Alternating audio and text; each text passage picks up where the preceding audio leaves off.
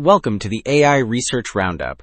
I am your host, Alex. Today is May 31st, 2025. We're diving into a fascinating paper from Hugging Face's trending list, titled In Search of Adam's Secret Sauce, which just came out 4 days ago. This paper investigates the enduring success of the Adam Optimizer. That's a widely used algorithm for training AI models, especially for large transformer-based language models. The core question is why Adam consistently performs better than simpler methods like Signum, which uses the sign of gradients with momentum, even when those try to bridge the gap. Alright, so to really see this performance gap, the authors show training progress for a 160 million parameter model.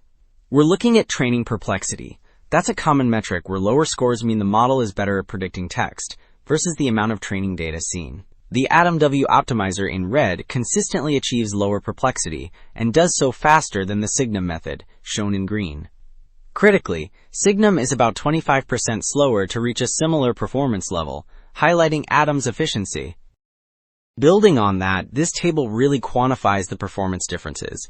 It lays out the validation perplexity for Adam against several other optimizers, including Signum RMS prop, an adaptive learning rate method, and various forms of stochastic gradient descent, or SGD, a basic optimization technique, some enhanced with gradient clipping techniques, which limit updates to model parameters, helping stabilize training. Adam clearly leads with the lowest perplexity. Even though Signum is the closest, there's still a noticeable gap. This is after careful tuning of all these methods, highlighting Adam's persistent edge.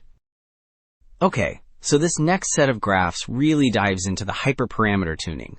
That's the process of finding the best internal settings for the optimizer. The top row shows Signum's performance, and even at its best, after extensive tuning, it settles around a perplexity of 23.23. The bottom row for Adam W explores its two momentum parameters, beta 1, which tracks the moving average of the gradients, and beta 2, which tracks their uncentered variance. Crucially, many Adam W configurations outperform Signum, and more surprisingly, setting beta 1 equal to beta 2 often gives the best results. Now, these heat maps visualize this beta 1 equals beta 2 relationship more directly. Each panel represents a different batch size. That's the number of training examples processed at once. We see beta 1 on the vertical axis and beta 2 on the horizontal. The yellow areas show the best performance, so the lowest perplexity. Notice the red dashed line. That's where beta 1 equals beta 2, across all batch sizes shown, 512, 256, and 128. This line consistently passes through or very near the best performing yellow regions. This strongly supports the idea that setting these two parameters equal is a robust and effective strategy. So, to further explore this, these next plots show the final validation perplexity for an even larger 420 million parameter model.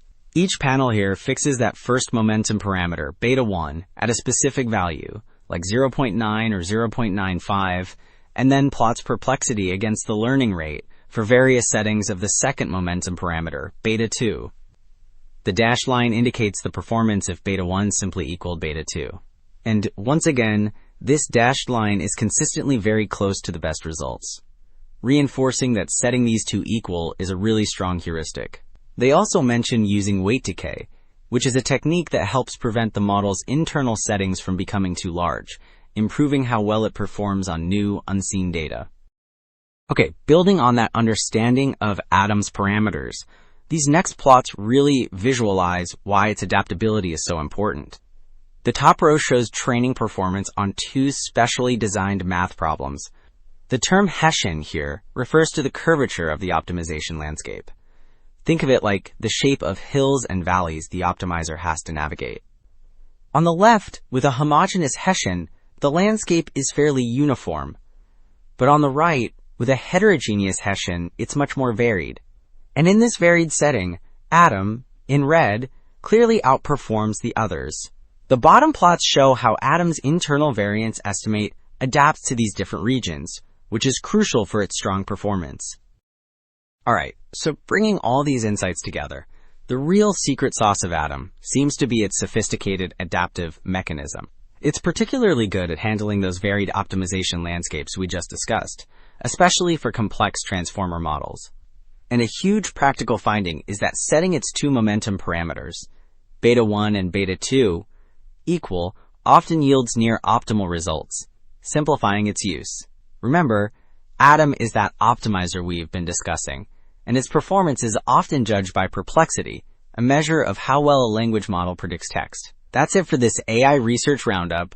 I am Alex. Thanks for tuning in.